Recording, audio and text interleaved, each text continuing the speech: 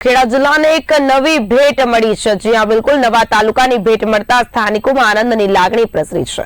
વીર ક્ષત્રિય ભાતીજી મહારાજના પાવનધામ ફાગવેલને તાલુકાનો દરજ્જો મળ્યો છે, જેને લઈ શૌર્યધામ ફાગવેલના અધ્યક્ષ ભારતસિંહ પરમાર સહિત અનેક ભક્તો અને સ્થાનિકોએ હર્ષ વ્યક્ત કર્યો છે।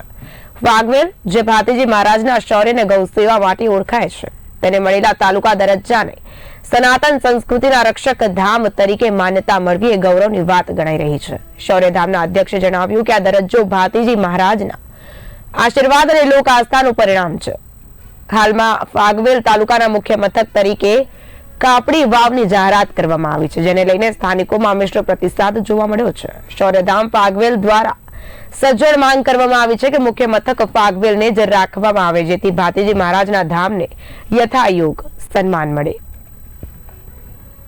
ખેડા જિલ્લાના કઠલાલ તાલુકામાં આવેલું ગામ ફાગવેલ સમગ્ર ગુજરાત અને ભારતની અંદર જાણીતું ગામ છે, અને જાણીતું એટલા માટે છે કે 20 વર્ષના એક યુવાને સનાતન ધર્મ માટે, ગાયોની રક્ષા માટે યુદ્ધમાં લડતા લડતા એ વીરગતિ પામ્યા હતા।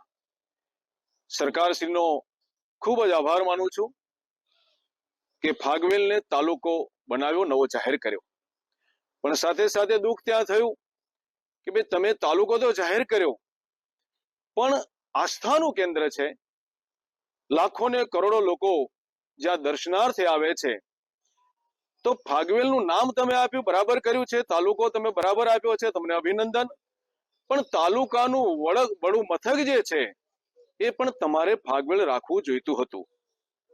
ઘણા વર્ષોથી માગણી હતી, ગામની, ભક્તોની અને આખા તાલુકાની માગણી હતી કે ફાગવેલને તાલુકો જાહેર કરો અને તાલુકાનું મથક પણ તમે ફાગવેલ રાખો। મારી સરકારને નમ્ર અપીલ છે, નમ્ર વિનંતી છે કે તમારા આભારની સાથે એટલી ફરી અપેક્ષા રાખું છું કે ફાગવેલને વડું મથક બનાવે, તાલુકાનું